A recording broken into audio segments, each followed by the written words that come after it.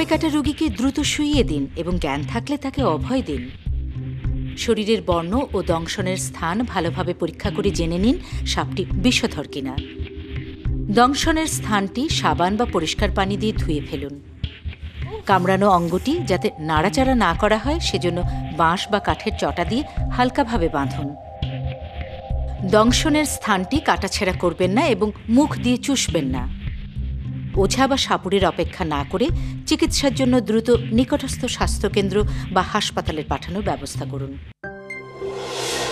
বিপর্যয় আছে বাঁচার উপায়।